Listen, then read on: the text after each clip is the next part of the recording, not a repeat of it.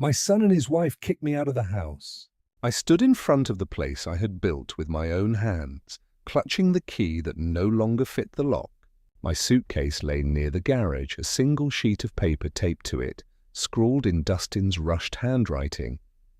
There are only 3 of us. Look for another place. My heart sank deeper than the stitches in my chest.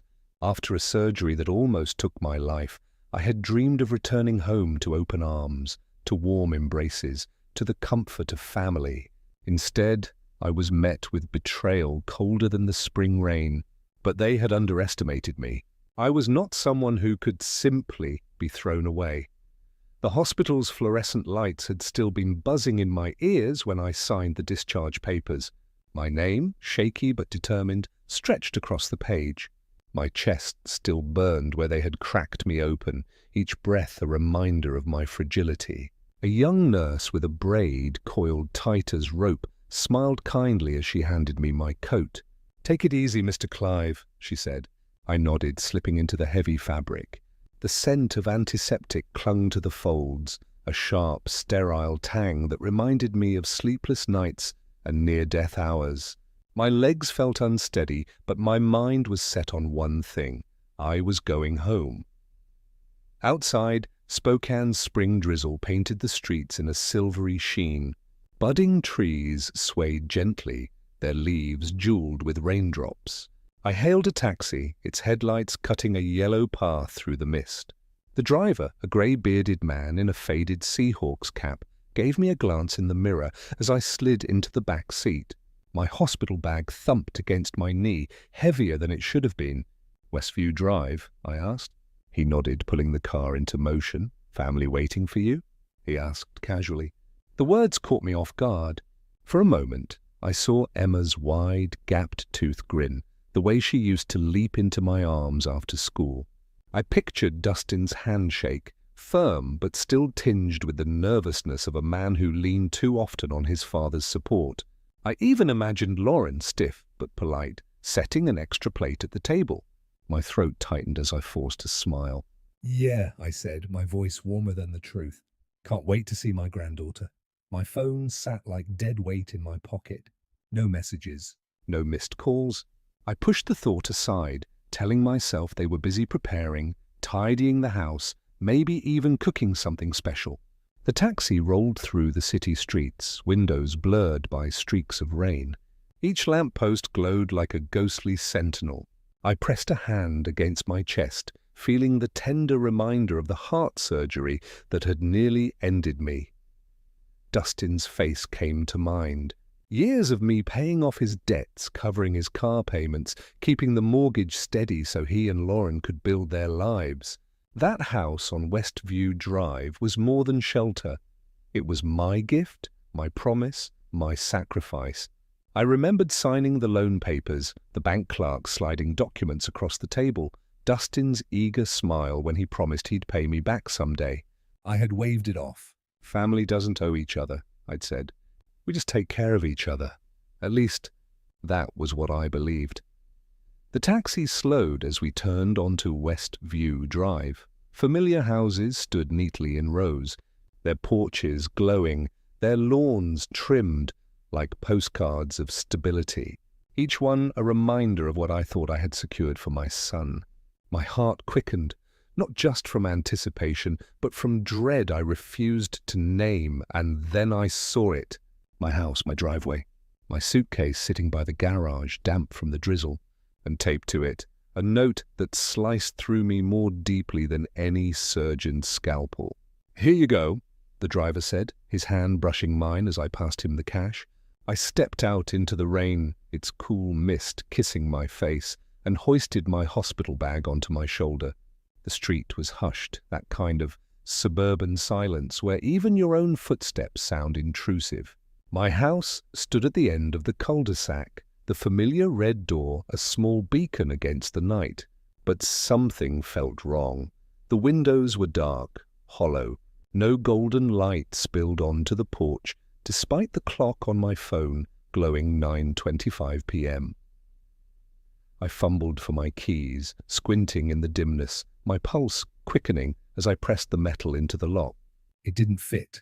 I twisted harder, forcing it, the teeth scraping uselessly against steel. The rain tapped harder now, soaking through my coat, as I knocked once, then louder, until my fist rattled the frame. "Dustin? Lauren?" My voice sounded thin, swallowed by the wet night air. No answer. I stepped back, boots squelching against the soaked doormat, and tried the key again, more desperate this time. Still nothing. Confusion knotted inside me, tight and hot. This had to be a mistake. I circled to the side door near the kitchen, locked. The backsliding door wouldn't budge either, its glass icy under my palm. My breathing quickened, the ache in my chest flaring with each strained breath. Then I rounded to the garage and froze. There, beside the trash can, sat my old suitcase. Its brown leather sagged under the rain, seams splitting, zipper rusting. A yellow sticky note was pinned beneath a small rock, the ink smudged but cruelly clear. "We're just 3 now. Find somewhere else. Your son." The words struck like a punch to the ribs. I read them again and again, my hands trembling, rain dripping from my hair. Dustin. My son. My knees buckled, and I sank onto the gravel, the sharp stones biting through my jeans. This wasn't real. It couldn't be. My fingers shook as I fumbled for my phone. I dialed Dustin's number, the screen blurring with rain. Straight to voicemail. I tried Lauren. "Same result. This is a mistake," I muttered, my voice cracking. "It has to be." The suitcase stared back at me like an accusation.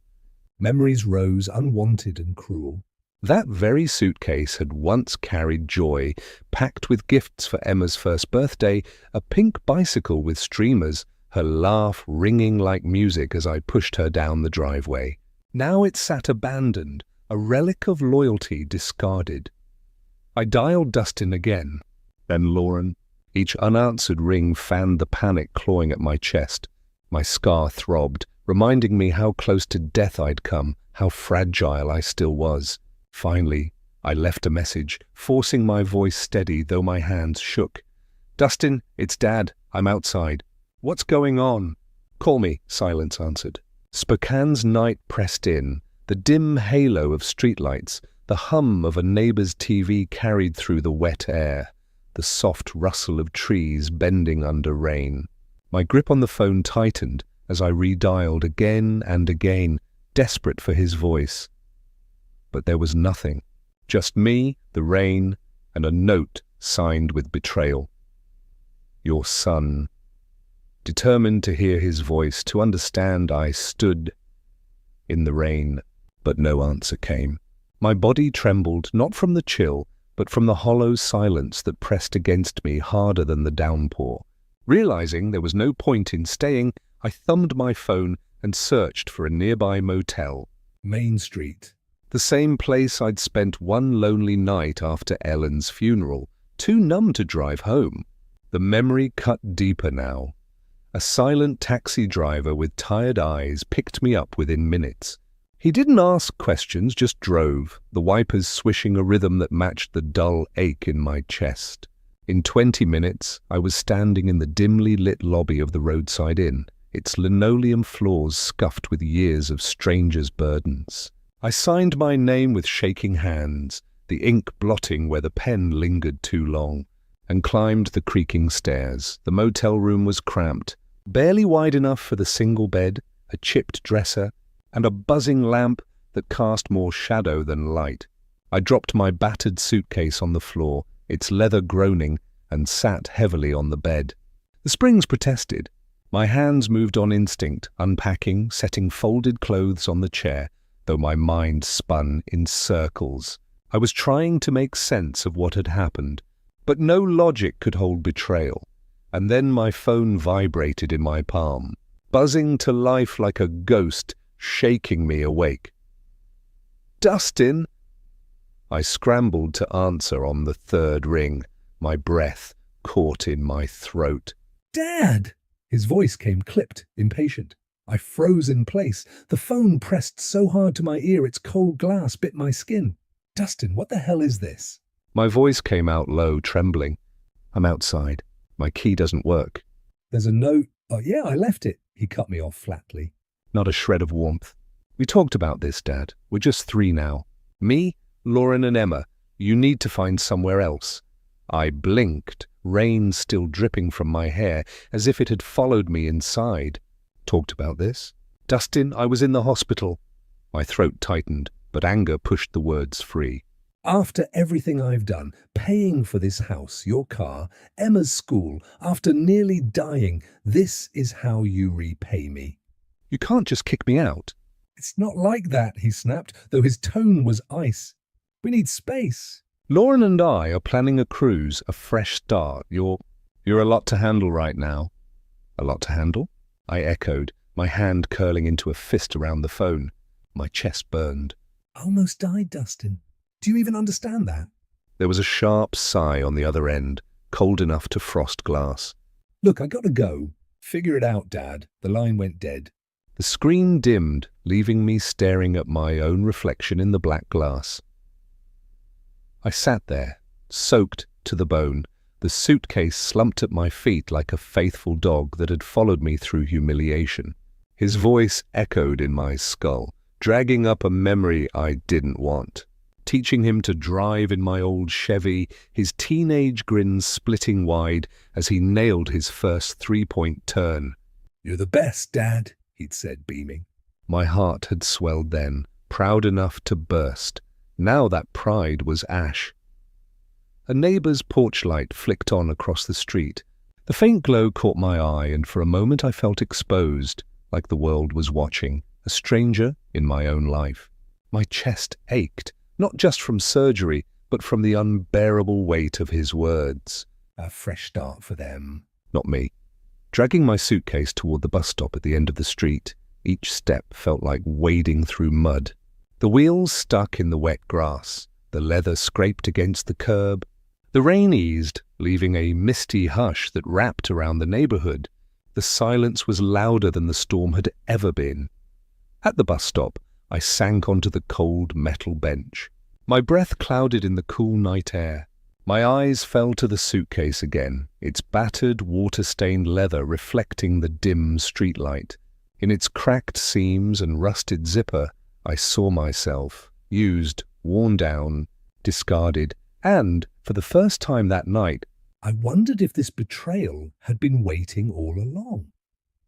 My jaw tightened, a spark of anger flaring behind the scar in my chest.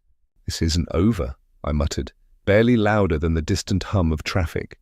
The motel smelled of damp carpet and stale coffee.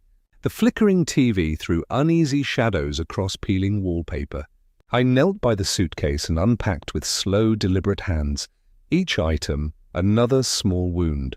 My flannels smelled faintly of home, of the detergent Lauren always used. I laid them on the sagging bed and caught my reflection in the window. Hollow eyes, grey stubble, 62 years old and having to start again.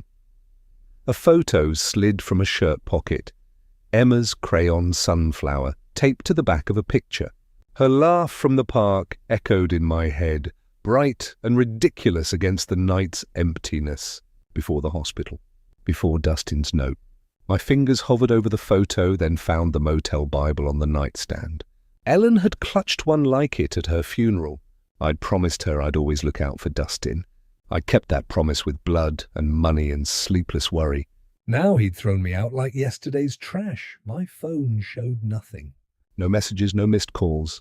The bank app blinked a dwindling balance, but there it was. The automatic mortgage withdrawals for Westview Drive still coming from my account.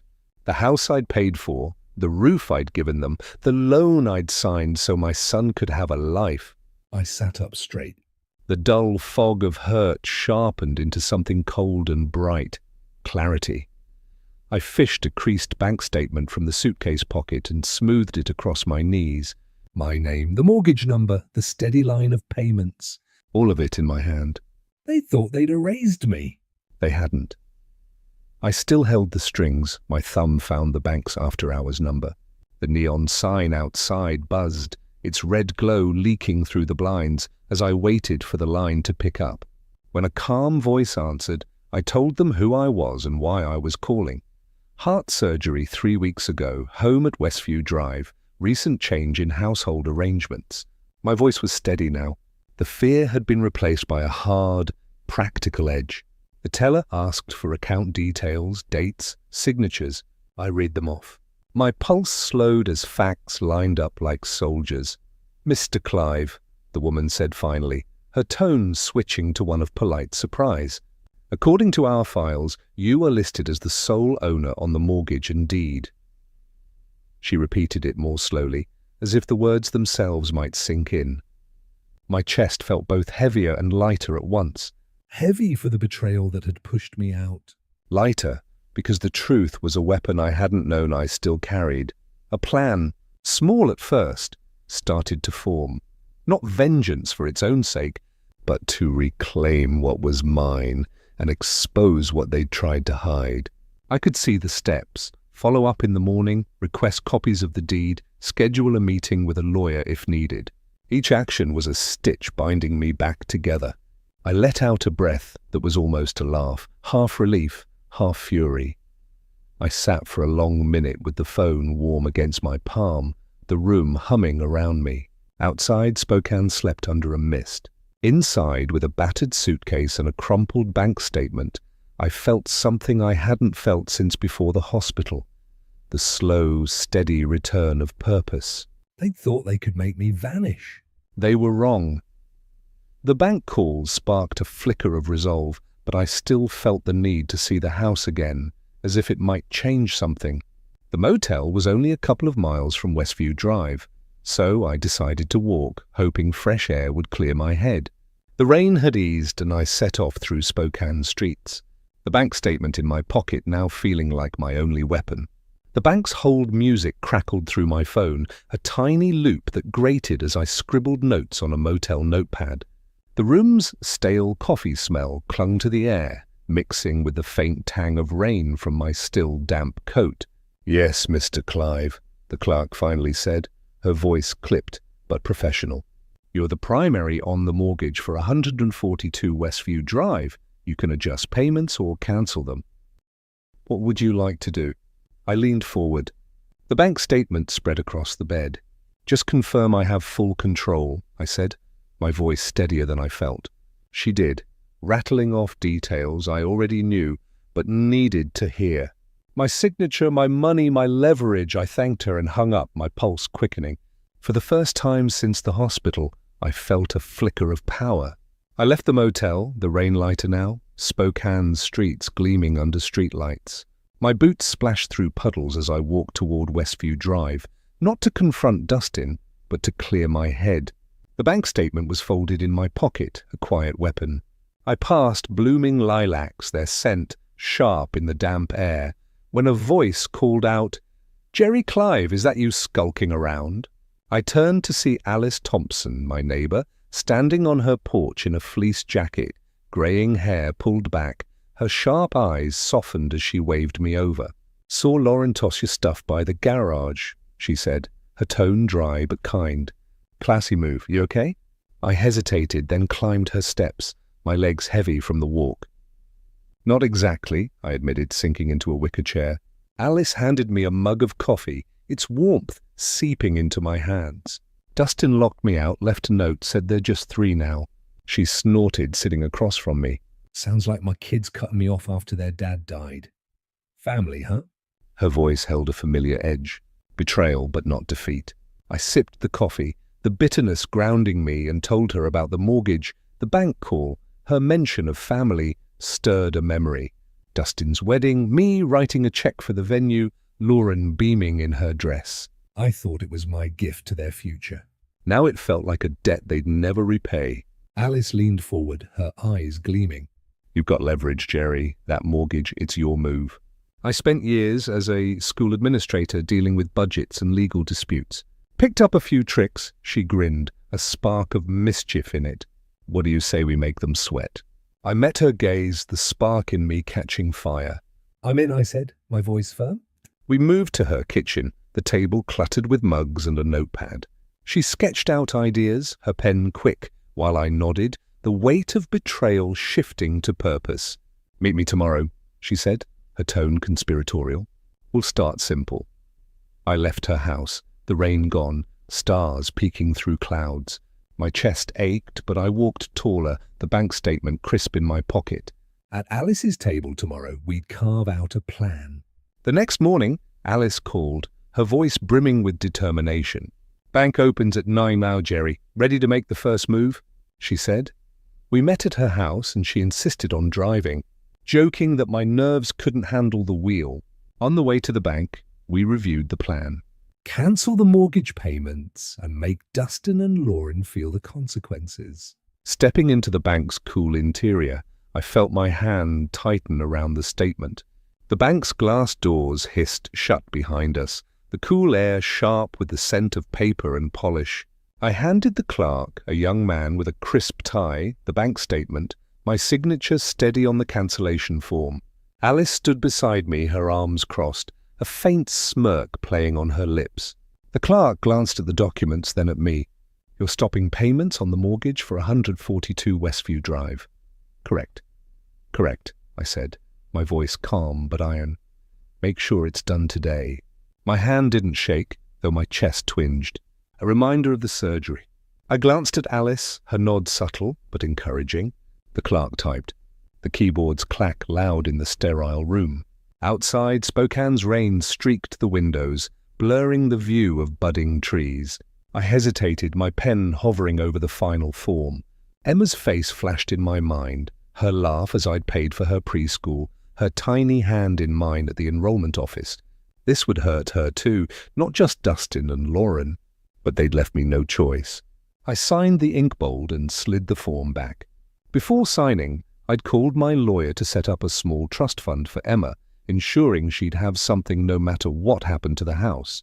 My heart twisted at the thought of Emma's toys in that house. But their betrayal burned deeper. They'd chosen this path, not me. Alice whispered, "Dustin's going to lose it." Her tone gleeful, and I stifled a grim smile. The clerk processed the request, handing me a confirmation slip. Crisp paper, black ink, my reclaimed agency. "You'll get a notice if the account goes into default," he said, his curiosity barely masked. I nodded, folding the slip into my pocket. Alice nudged me as we left, her voice low. "First strike, Jerry. How's it feel?" "Like I'm waking up," I said, the words surprising me. We stepped into the rain, heading to a cafe across the street. The place smelled of espresso and warm bread, its windows fogged.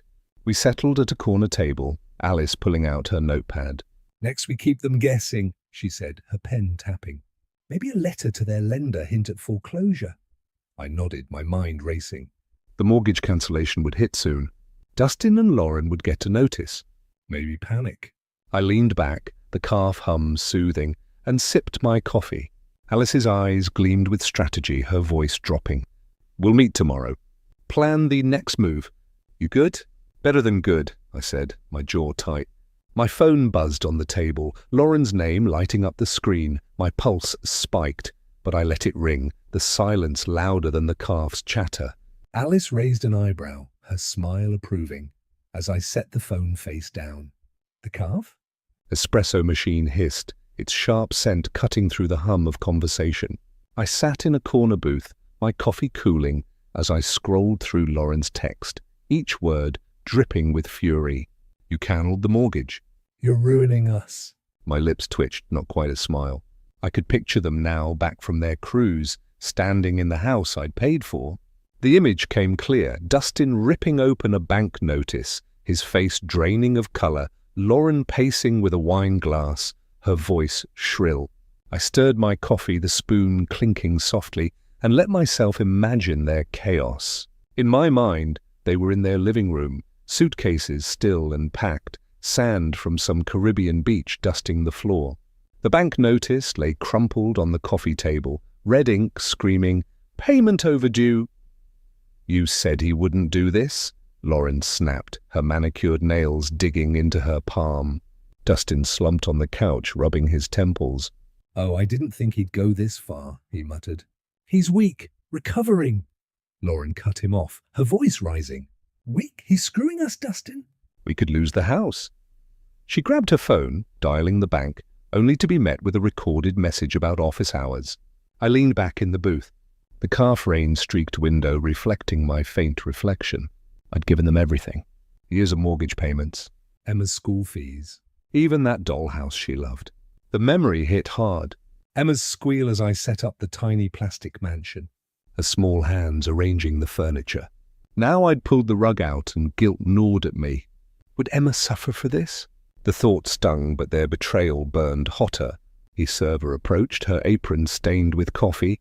"Need a refill, hun?" she asked, her voice warm. I shook my head, forcing a smile. I'm good, thanks. She moved on, and I returned to my phone. Lauren's text glowing accusingly. I pictured Dustin trying to call the bank next, his charm useless against bureaucracy. Lauren would blame him, her Instagram perfect life cracking. They'd thought I was disposable, a tired old man. They were wrong. My phone buzzed again, Dustin's name flashing. My heart kicked, the calf's chatter fading. I stared at the screen, my finger hovering over the answer button, the weight of their panic on the other end pulling me forward. I'd sent Lauren a brief text after the bank call, saying I'd be at the Riverside Calf if they wanted to talk. I didn't expect them to show up so fast, but the bank's notice about the mortgage cancellation must have lit a fire under them. Their fury was almost palpable when I saw the calf. Door swing open, my phone buzzed, Dustin's name flashing again, and this time I answered, bracing myself.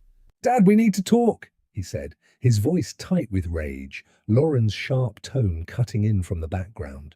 They were at the house, the bank notice in hand, demanding I meet them. The bank had called them that morning, explaining I'd stopped the mortgage payments, and now they were desperate to confront me. My coffee cup hit the table with a soft clink as I straightened, my pulse steady despite the storm approaching. The air smelled of fresh pastries, but their presence soured it. Lauren's perfume sharp as she slammed her purse onto my table. "You think you can ruin us?" Lauren's voice was a hiss, her makeup smudged under her eyes. Dustin loomed behind her, his jaw tight, hands stuffed in his pockets. The calf? His chatter dipped, a few heads turning. I folded my napkin deliberate and met her glare. "You made your choice," I said, my voice low. "Even? You locked me out." "Left my stuff in the rain." Dustin leaned in, his voice a growl.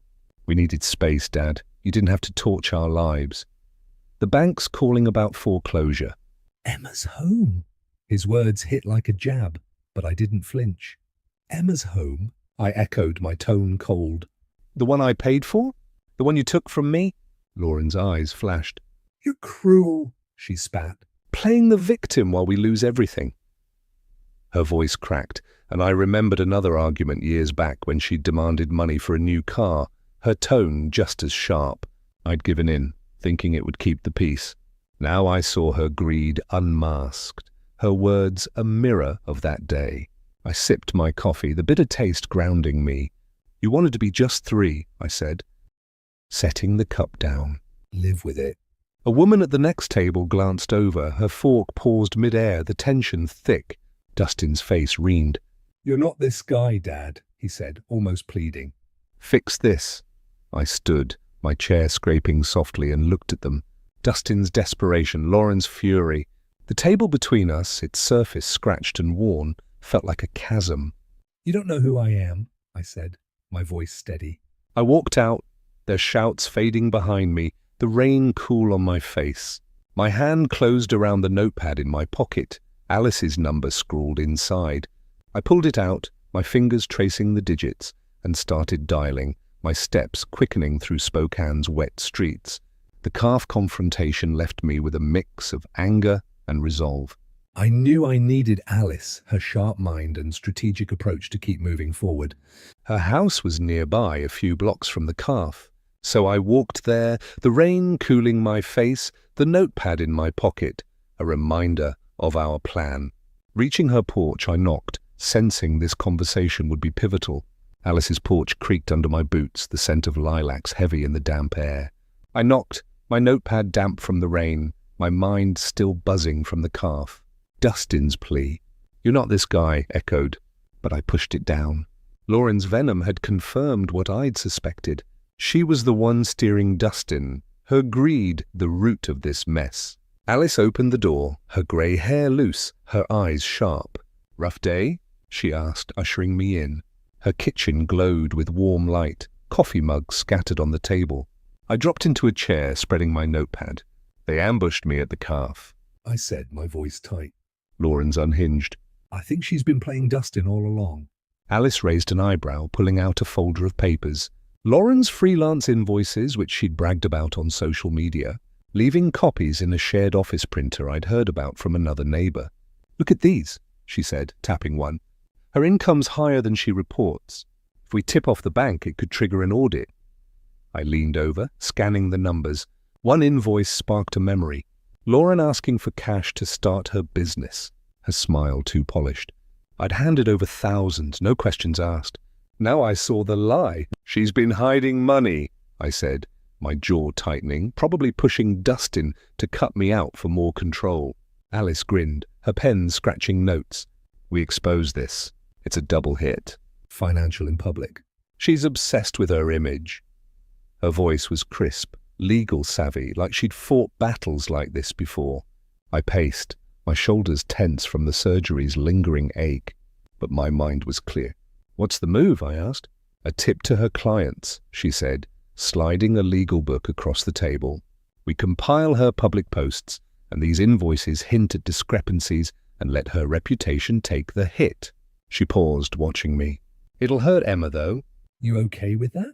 I froze, picturing Emma's crayon drawings. Her trust in me. My chest tightened, but I nodded. "They didn't care about me," I said, my voice low. "Time they learn." We worked late, drafting the letter, our voices low and focused.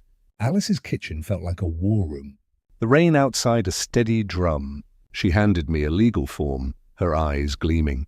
"Sign this, it's our next step. Keeps us clean if they push back." I took the pen, my hands steady, and signed, the ink dark and final. The engine hummed softly as I slowed my rental car. The foreclosure sign in Dustin and Lauren's yard catching the late summer light. Months had passed since I'd stopped the mortgage payments, and the red letters of the notice of default stood stark against the overgrown lawn. I gripped the steering wheel, my knuckles pale, and parked across the street, hidden by a budding maple. I'd heard from Alice that the bank had sent multiple warnings over the months, but Dustin and Lauren hadn't found a way to cover the payments. The house looked tired, curtains drawn, paint peeling at the edges. A moving truck idled in the driveway, its back half open, spilling boxes onto the pavement. Spokane's spring air carried the scent of rain cool through my cracked window as I watched my old home unravel. I'd expected satisfaction, maybe a spark of triumph, but the sight twisted something deeper. A box of Emma's toys, stuffed bears, a plastic tea set sat by the curb, and my chest tightened. I taught her to read on that porch, her small finger tracing words in a picture book, her giggles filling the quiet. Now those moments felt like theft, stolen by Dustin's betrayal. I pulled out my phone, checking for Alice's update, my thumb brushing the screen. Her text was brief. Bank moved fast. "They're done." A shout broke the silence. Dustin stormed out the front door, Lauren trailing him, her arms crossed tight. "This is your fault," she snapped, her voice carrying across the street. "You pushed him and now we're screwed." Dustin spun, his hands slicing the air. "Me? You wanted him gone? Lauren said he was a burden." Their words were raw, their polished life cracking open. I leaned forward, my breath steady, despite the faint ache in my surgery scar, watching them tear into each other. My phone buzzed again. "Alice calling." "It's official," she said, her voice sharp with victory. "Foreclosures in motion. How's it look?" I kept my eyes on Dustin, now kicking the box in frustration. "Like they're falling apart," I said, my tone even. "Good work," she chuckled, then hung up. I jotted a note. "Check bank status tomorrow." The pen scratched loud in the car's quiet. Guilt nodded at me. Emma's toys a reminder of the cost. But their choice had set this in motion. Lauren's phone lit up, her face crumpling as she read something. "Probably another client bailing." Then my own phone pinged, her name flashing. "We need to talk now, please." The desperation in her words hit hard, but I felt my jaw tighten, resolve hardening.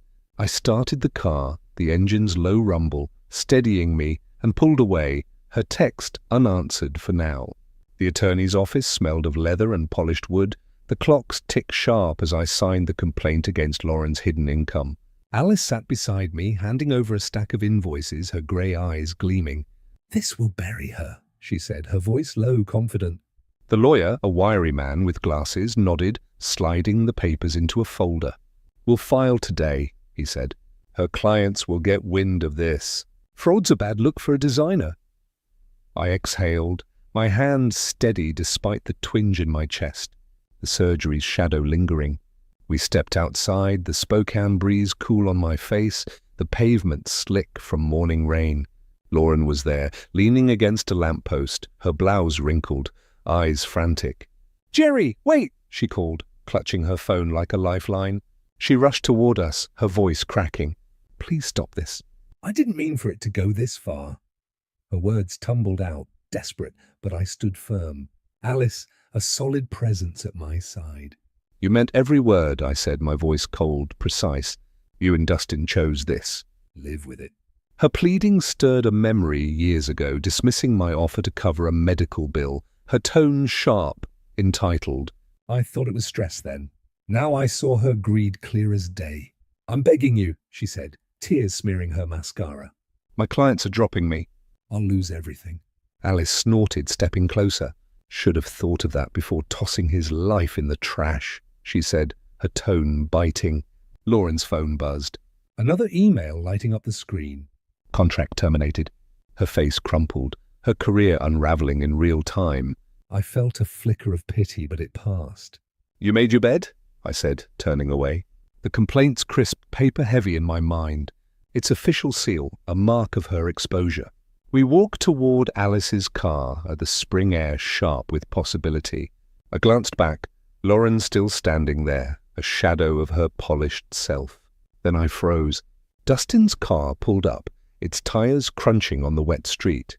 My heart sank, but I squared my shoulders, Alice's hand brushing my arm as we braced for what came next.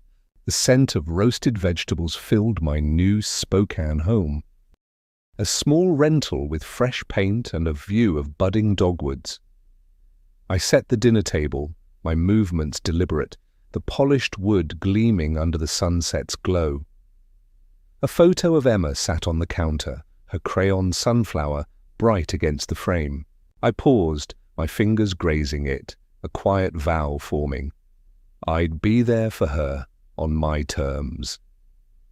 Alice was coming over, our friendship now a cornerstone, her sharp wit, a comfort I hadn't expected. A knock broke the quiet, not Alice's familiar rap.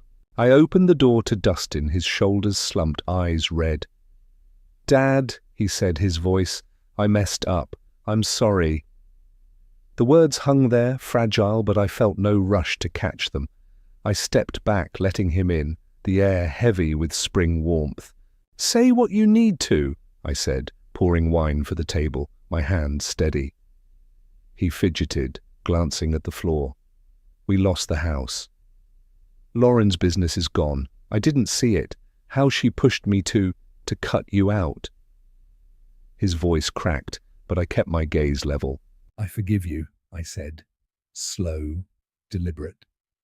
"But we're done, Dustin. You don't get to walk back in." He flinched, the weight of it landing. "Emma," he started, but I cut him off. "I'll see her my way, not yours." Alice arrived, her grin softening the tension. "Smells like victory," she said, raising a glass later, her tone warm. We toasted the clink, loud in the quiet, our bond sealed through shared battles. The garden outside, its soil freshly turned, sparked a memory, dreaming of a quiet retirement, a life of small joys. This wasn't that dream, but it was mine, hard one. Later, I walked to a nearby park, the legal agreement for Emma's trust fund signed and filed, ensuring her future. I spotted her on a swing, her laughter carrying Dustin watching from a bench. My heart lifted, but I stayed back, silent, promising I'd be her grandfather, not their pawn. I turned toward home, the park's green fading behind me, my steps light, a faint smile tugging at my lips. The weeks that followed were a whirlwind of legal steps and personal change. With Alice's help, I found a small rental home on Spokane's outskirts with a view of blooming dogwoods, a place to start over. The move was quick, a few boxes, my suitcase, memories of Emma. Settling in, I felt the weight of the past begin to lift. That evening, preparing dinner, I felt a calm I hadn't known in ages, knowing Alice would soon join me. If you like this story, please like this video, subscribe to the channel, and share your impressions of this story in the comments. To listen to the next story, click on the box on the left. Thank you for watching.